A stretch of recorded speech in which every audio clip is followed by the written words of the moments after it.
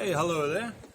Stephen Dupree here, and I thought today I would just take a little bit of time and just tell you about one of my favorite training tools, and that's the bow staff here. So I personally believe that this simple tool should be used by just about everyone, whether you're a child or a teenager, or a stay-at-home mom, or if you're someone that's elderly, or even if you're an Olympic level athlete. This simple tool can benefit you in so many ways, and I'm just going to go over that quickly just to try and help you conceptualize the value of this tool and how it can actually be used. Alright, so firstly, the staff or stick, whatever you want to call it, is very useful for developing range of motion in your joints. It's a very useful tool to help guide you through controlled range of motion. So it helps you develop range of motion, but it also helps you develop control in that range of motion. It helps you develop stability, functional range of motion. So an example of this, as you can see, just by lifting the staff up overhead in a controlled fashion, I'm getting connection up through my body, I'm getting extension, I'm getting thoracic extension here, my back straightening, I'm opening up my chest as it goes back here. Actually causing a lot of functional range of motion to happen. I'll just do this faster and faster. I'm going to go through everything at a bit of an accelerated rate, just for the sake of your viewingship. Alright, so you've got in the wrist, mobility and stability in the wrist. Help trains your flexors and extensor muscles. As you can see here, most of the rotation that happens in the wrist actually happens here in the elbow. So you have your radius and your ulnar bones, which actually run parallel in this position. They connect onto your elbow. Rotation in the wrist, pronation and supination, so internal rotation and external rotation, it's actually these bones, they actually twist over. So right now, here they're parallel, there this bone actually runs across and they twist over. So you're training all the muscle and tissue between these by doing these simple rotation movements. So you've got rotation out front, got it over at the top. Now you're creating rotation in the humerus up in the shoulder in this position. You can do it off to the side. Okay, so you can start incorporating flicking motions of the wrist. So this motion, the pullback, so you've got flexing here and there. Okay, you've got flexing in, which is a very functional motion of the wrist. You've got flexing back, flexing in, extending back. Okay, so you can start incorporating all these rotation, internal rotation, external rotation, flexing, extending, pointing, pulling back. You can incorporate that motion from the wrist to the elbow to the shoulder. So you've got these kind of movements. Okay, let me turn. So you can see here the functional range of motion I'm getting in my scapula as well, my shoulder blades, which is a major part of functional movement in the shoulder. So I'm getting stabilization as well as mobilization all the way from my core up into my shoulder. So these kind of motions,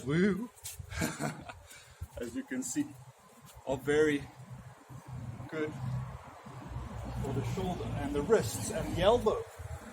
And you can start incorporating larger sweeping movements. You start getting into the back, into the thoracic spine.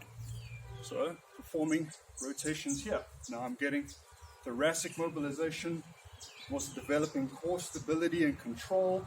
I'm doing it with good alignments. I've got a nice gauge that gives me a ruler and a line for how I want to do this, which is fantastic. You can start incorporating hip rotation. Move back a little bit so that you can see my feet. So here I can consciously create internal rotation in my pelvis. Well, internal, external, alternating. Whoop, whoop, whoop. This is very functional range of motion. Whoop, birds. They'll pass in just a moment.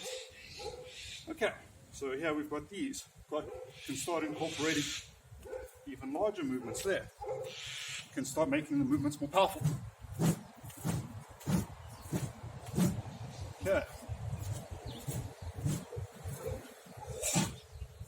Can do movements like these. I don't know if you can see. Oh, I got a little bit too enthusiastic. I think I cracked my staff. Okay, but as you can see, these elastic type movements as well create a very strong core connection within the body.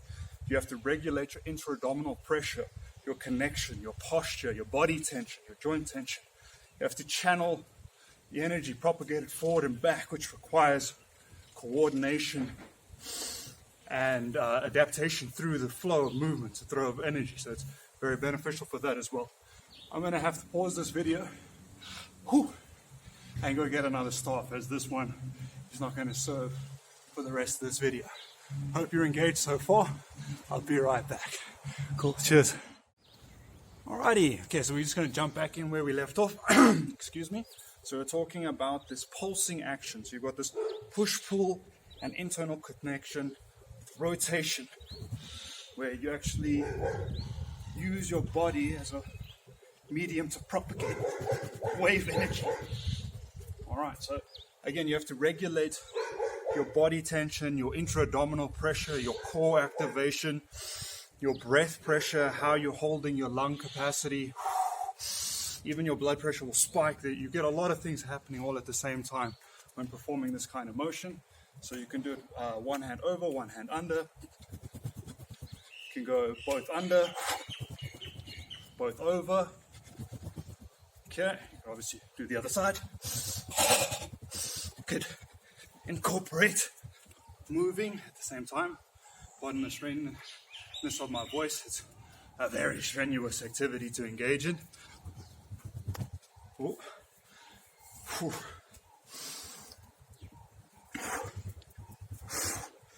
Okay, so there's that as well. Stretching is a major thing I should have covered in the beginning, but I'll do it now. So a lot of people, vast majority of people, have very tight pecs and shoulders. It's a lot of sitting in a forward rounded posture, cell phones, computers, and just generally bad posture, which is exponentially compounded by hours and hours of daily activities, of those daily activities. So this, just standing up straight, lifting the staff overhead. As you can see, if I have a forward rounded posture, to get this up, I need to get extension here. It opens up the chest, opens up the shoulders, and it's just a great stretch. Most guys are going to struggle with this to get when you first get going. I myself had to hold it as wide as I could, and to get it past this point, you'll find it's extremely tight. Just be patient. Make sure you have symmetry. You don't have one bent, one straight. Patience, nurturing, consistency, and you'll work it back. You find where it's its tightest, you go onto it, off of it, onto it, off of it, and you'll stretch it out. As you get more flexible, you can start narrowing your grip. See, I can't go back, I can go back. Okay, so you've just got straight back, which is great. You've got alternating as well, so you can go back and bring one forward, bring it back, bring it forward, bring it back. Okay, so you've got this motion, which is great for the shoulders. You can roll the staff as well. Show you my back so you can see the scapula. You see the movement in the shoulders and the shoulder blades. Okay, okay. Switch from side to side. There. Okay, give it a bit of a flex. Do protraction and retraction. The scapula, so retract, protract, retract, protract.